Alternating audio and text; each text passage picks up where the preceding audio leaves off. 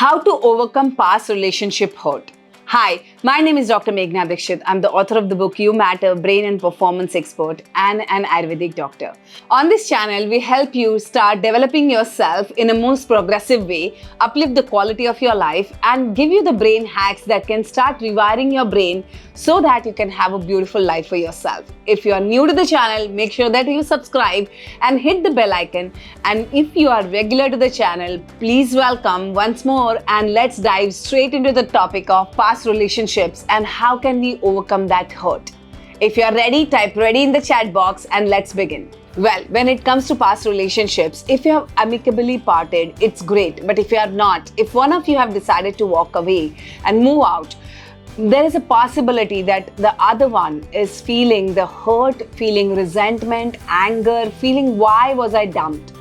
Also feeling a lot of loss. When a partner moves out and when you are still stuck in that relationship, there's a loss, there's a feeling of you have lost something really precious, and this pain is equivalent to losing someone physically or someone passing on from your life.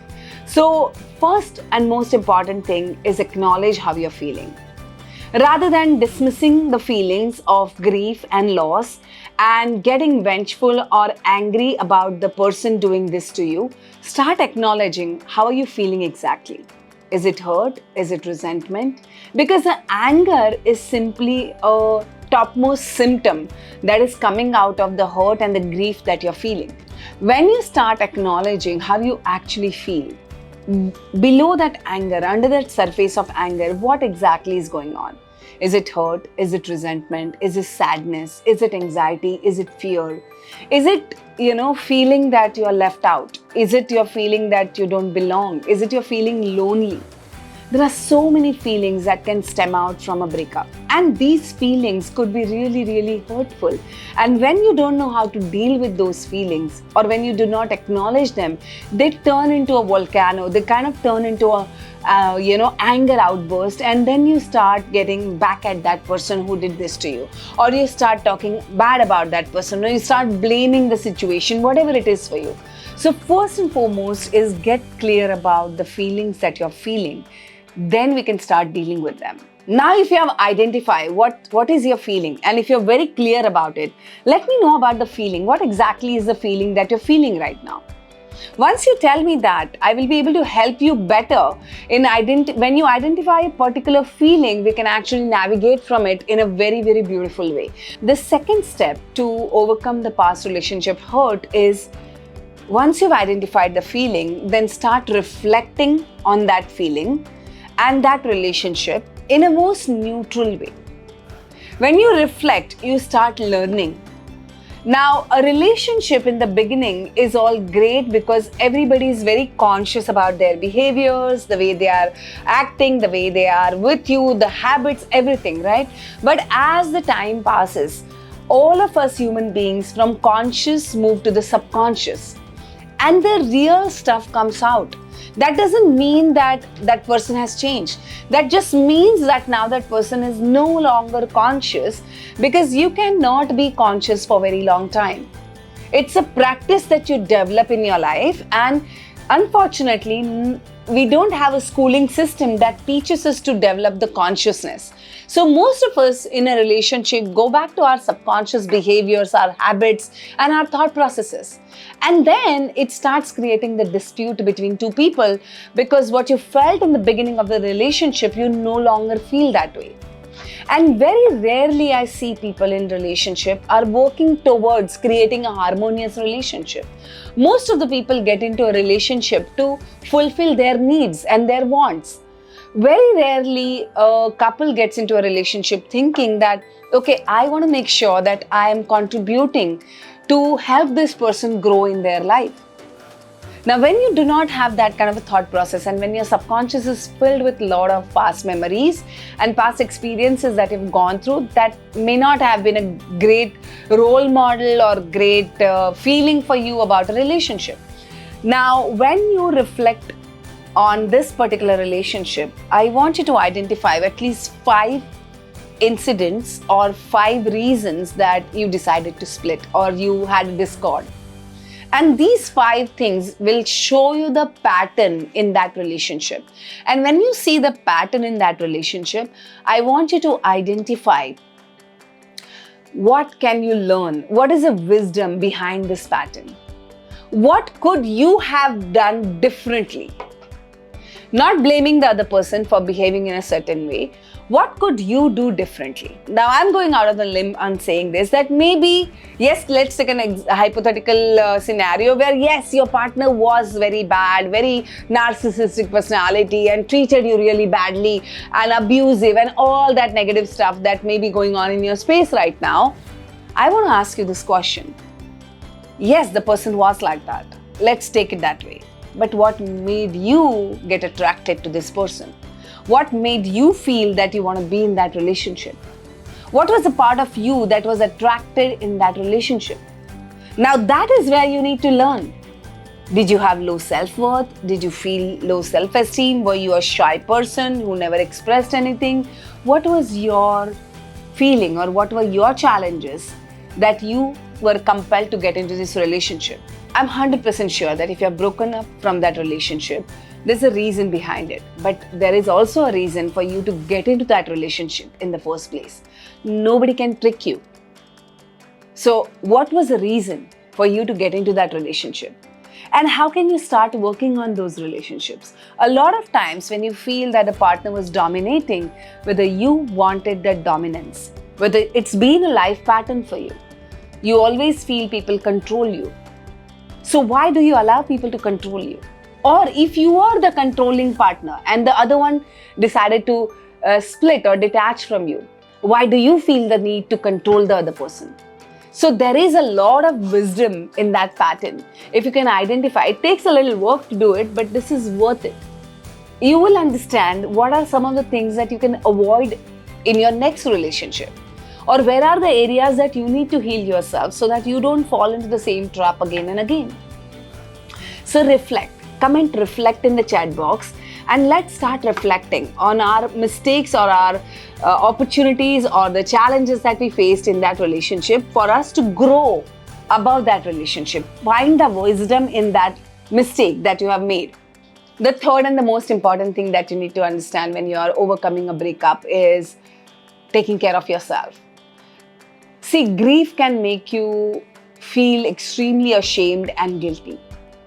And a lot of times I've seen people shaming themselves about their partner walking away. And that itself would make you feel that you're not worth taking care of yourself. You're not good enough. And that would probably push you into the place where you're not really focusing on yourself. So my suggestion is start focusing on yourself. What are the little bit of things that you can do to take care of yourself? And if you can't do it yourself, you are feeling too ashamed, too embarrassed, or too, into the too much into loneliness, or feeling that, you're not feeling good enough, seek support.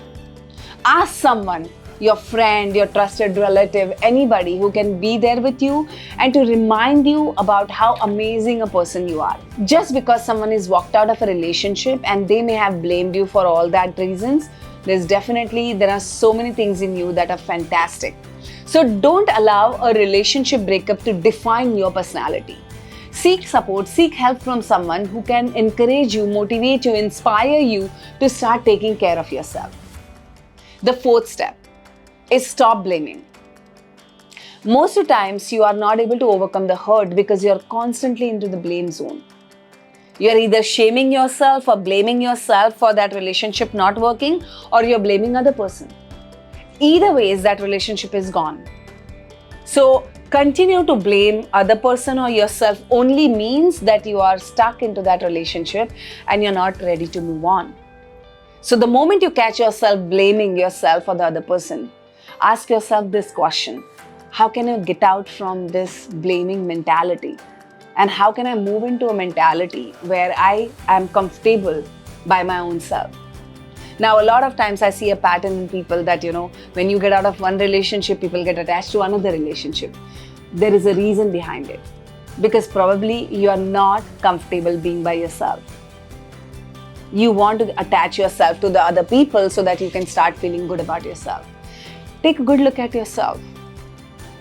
and start working on yourself so that you stop blaming yourself or the other person for being in that situation or that scenario. Focus on yourself at this point of time. The fifth one. I know it can be very tempting to get from one relationship to another to just feel good about yourself. But this is a time you have to take a hard look at yourself. Are you falling into the pattern of repeating the same mistakes again and again? And do you need to take a little break from a relationship and start setting new goals for yourself? Start focusing on the goals that are going to make you a better version of yourself. How can you become a better version of yourself? So even the people, those who have, gone or left you or whatever has happened in the past, when they look at you, they feel that, oh wow, this is amazing, and you can eventually build a good rapport with yourself and the other people too. By setting new goals, you can actually do so much good to yourself. Start focusing on health goals. Start focusing on career goals. Look at all of these things. Relationship is not end of all. So when you start focusing on your health goal, bettering your mental, physical health, you start feeling good about yourself. A lot of good hormones are released. And these happy hormones, serotonin, endorphins, will start making you feel good about yourself. And when you start feeling good about yourself, you start feeling good about the world overall. The sixth step is experiencing new things. So maybe you can plan or you can enroll into a different dance class, or maybe learn singing, or maybe go on a trek or a hiking or something which you have never experienced. To overcome grief, these are the great tactics where you can use these strategies where you can actually indulge into new experiences, go places where you've never experienced before. And these new experiences will start creating new neural pathways in your brain. And the moment the new neural connections are formed, it's easier for your brain to let go of the old neural connections. So start learning something new. If you can't start something new, start learning something new. But that will really help you to break the old patterns and start moving towards healing. And the last step, if you're still stuck after doing all of this and if you're not able to get out of it, my suggestion is please seek a professional help. It's not worth stay in that stuck situation, toxic situation where you're hurt and you're not able to overcome your grief. Find a support system, find someone, a professional who can really help you. And at this point of time, if you really like this video, give me a thumbs up. And if you want me to help you to overcome your past relationship, there's a link posted in the comment section for my introductory free seminar. You can take it and you can join the seminar to understand your patterns and why do you attract such kind of relationships in your life. Also, if you would like, you can also go ahead and take my book. It's available on Amazon. It's a great way to start healing yourself.